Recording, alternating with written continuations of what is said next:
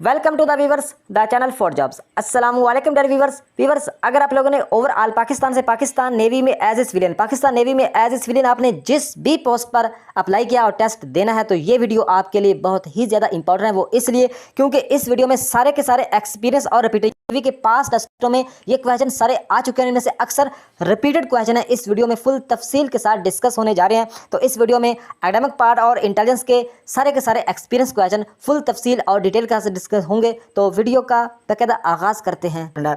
तो इसमें तकरीबन हो सकता है चंद क्वेश्चन 4-5-6 क्वेश्चन जो पहली वीडियोज़ में मैं डिस्कस कर चुका हूँ, लेकिन जो बाकी क्वेश्चन आप लोगों ने अच्छी तरह याद कर लेना है। तो वीडियो का बाकायदा आगाज़ करते हैं।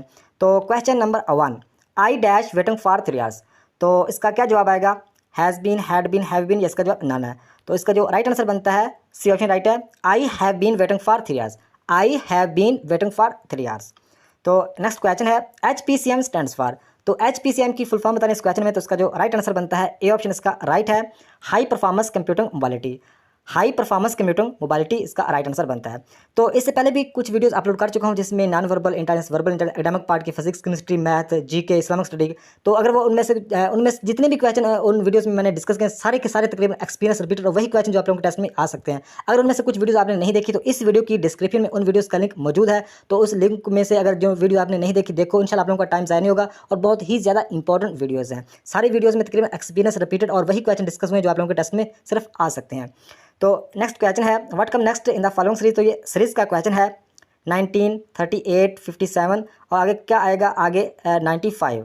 तो देखें सीरीज का अगर कोई भी क्वेश्चन हो तो इसमें चेक करना हो तो इसमें फ़र्क देखना हो तो इसमें किस तरह की सीरीज चल रही है। तो देखें 19 और 38 में फ़र्क देखें तो 29 को 2 से ज़रब करें तो 38 बनता है।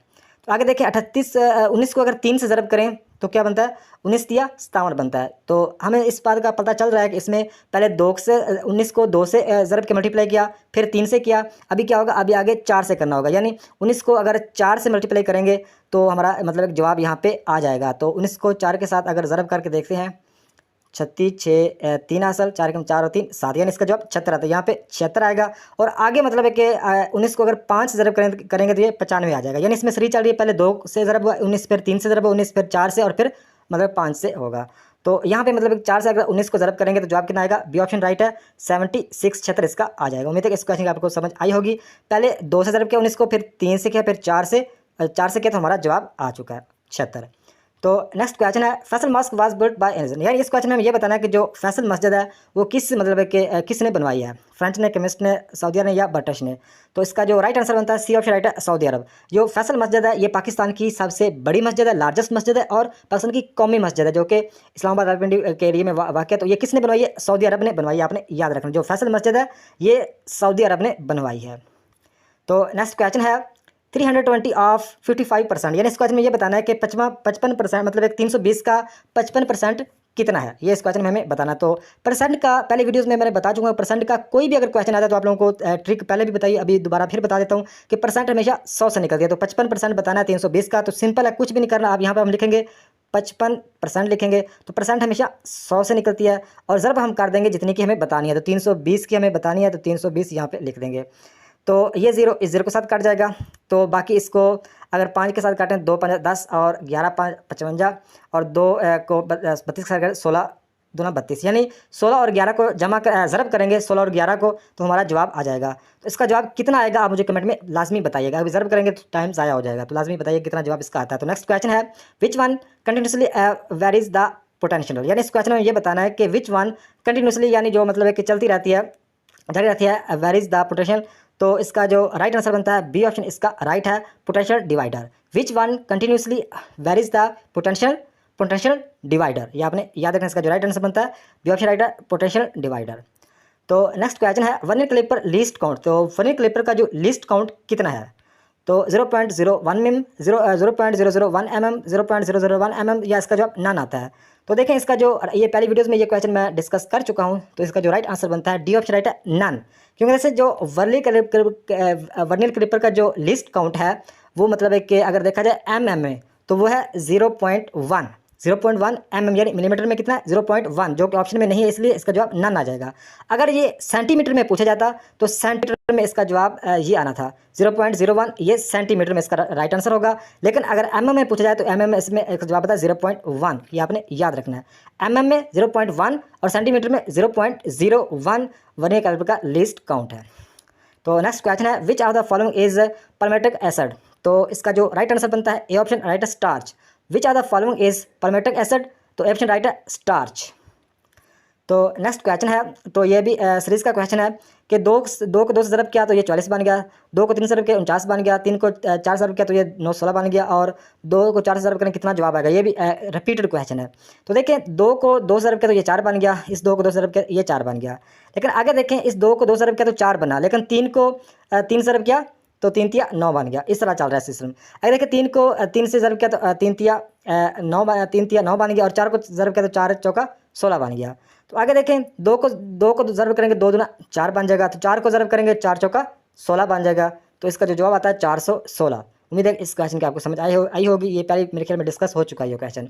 तो नेक्स्ट क्वेश्चन है what is the total forest area of Azad Jammu Kashmir, यानी जो आज़ाद कश्मीर का जो टोटल फॉरेस्ट एरिया यानी जो जंगल का जो इलाका है वो कितना है। तो इसका जो राइट आंसर बनता है ए ऑप्शन राइट है 0.42 मिलियन हेक्टेयर्स। ये आपने याद रखना है कि जो आज़ाद कश्मीर का जो फॉरेस्ट एरिया है टोटल वो कितना है। ए ऑप्शन राइट है 0.42 मिलियन हेक्टेयर्स, ये आपने याद रखना है। तो नेक्स्ट क्वेश्चन है, ये पहले भी आप लोगों को पहले वीडियोस में मैं बता चुका हूँ, लेकिन अभी जिन कैंडिडेट्स ने वो वीडियोस नहीं देखी तो उनको नहीं पता होगा। इसमें देखें जो टोटल एरिया आज़ाद जम्मू कश्मीर का, ये क्वेश्चन रिपीटेड क्वेश्चन है कि यानी काफ़ी दफ़ा ये क्वेश्चन आ चुका है कि आज़ाद कश्मीर का टोटल एरिया। तो आज़ाद कश्मीर का जो टोटल एरिया है 13,297 स्क्वायर किलोमीटर।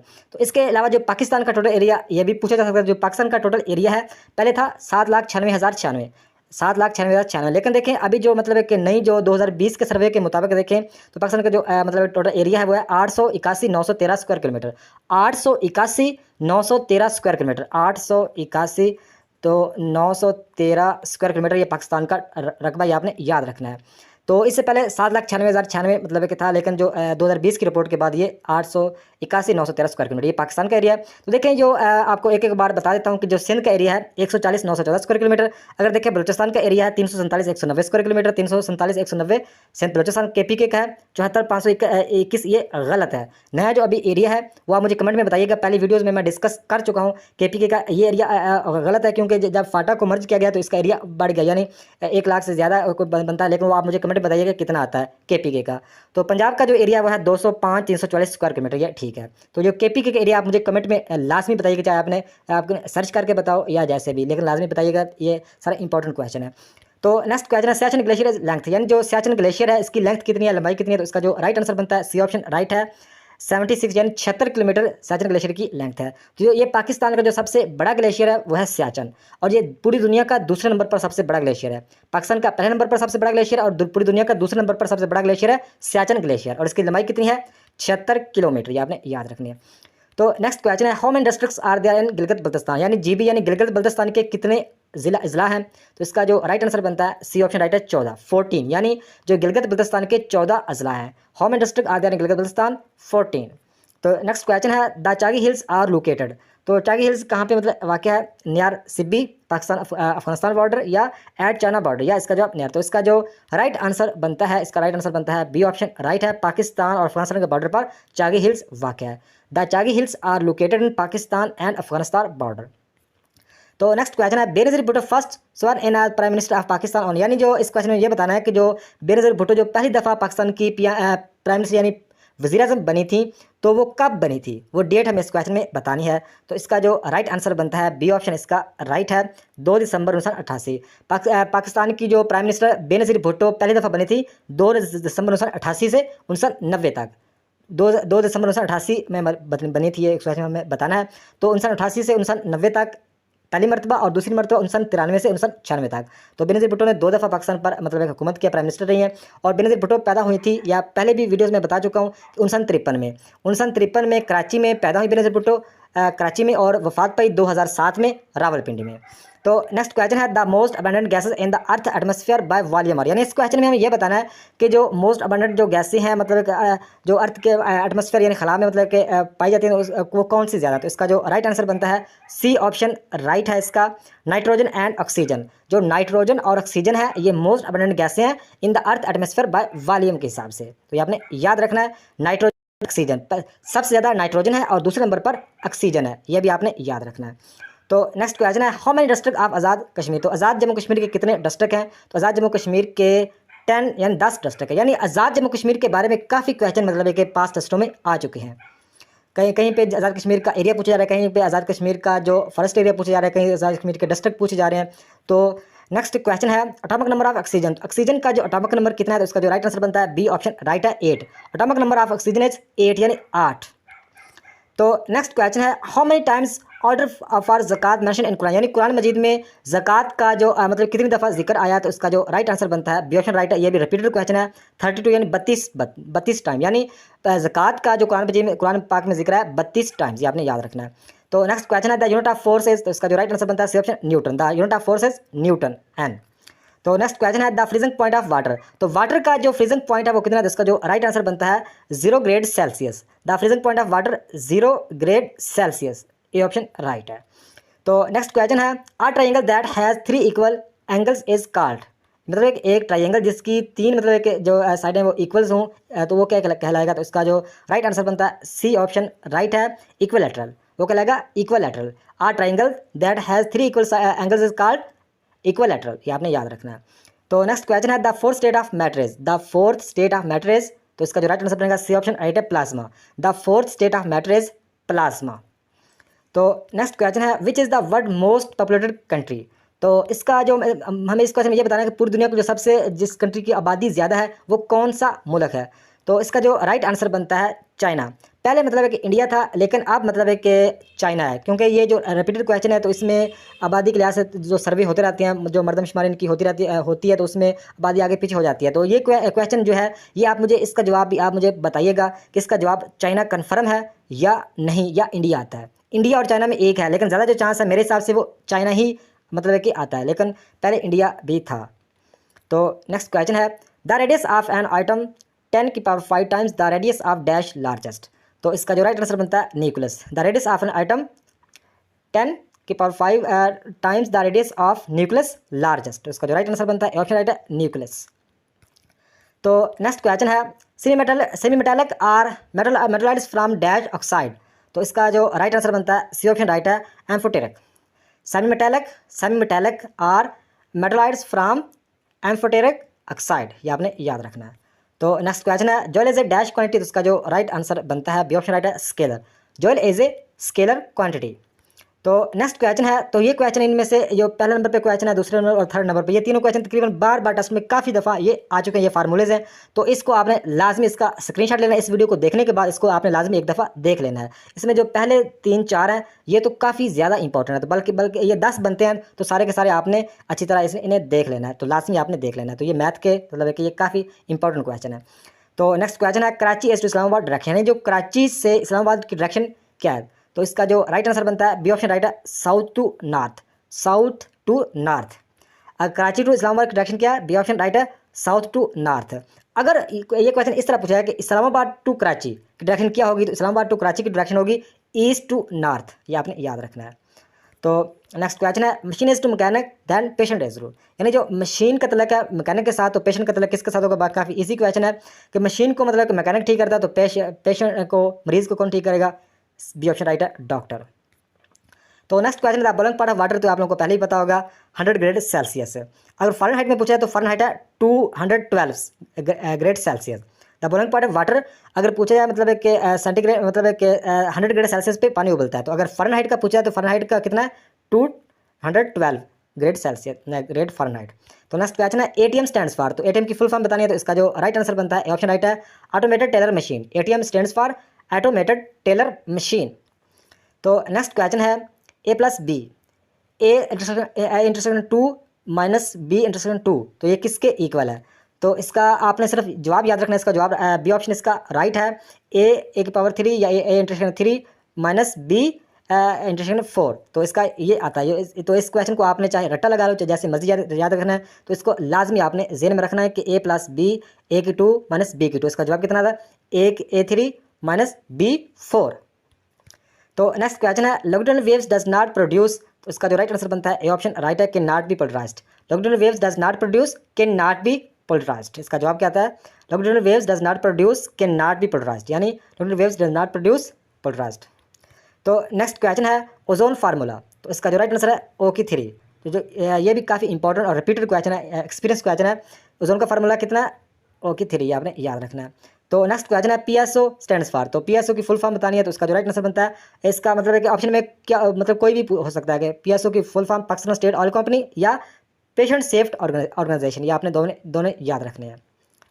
तो नेक्स्ट क्वेश्चन है if 7 box powder weight 49 kg then 1 empty box weight 1 kg, so 1 box weight, यानी इसका ये बताना है कि 7 बॉक्स जो बॉक्स के पाउडर है उनका वजन कितना है? 49 किलोग्राम। तो आगे कह रहे हैं कि देन 1 एम्प्टी बॉक्स, जो एक खाली जो बॉक्स का वजन है 1 किलोग्राम, सो 1 बॉक्स का वेट कितना होगा? तो देखें 7 बॉक्स भरे हुए जो पाउडर हैं उनका वजन कितना है?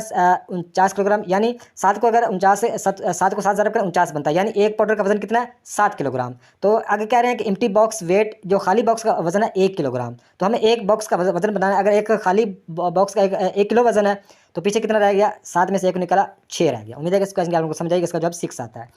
तो नेक्स्ट क्वेश्चन है सिंप्लीफाई इक्वल, यानी 35/63, तो इसको सिंपलीफाई यानी इसको मतलब इसको मुख्तसर करना है, तो बहुत ही ईजी है इसको मुख्तसर करना।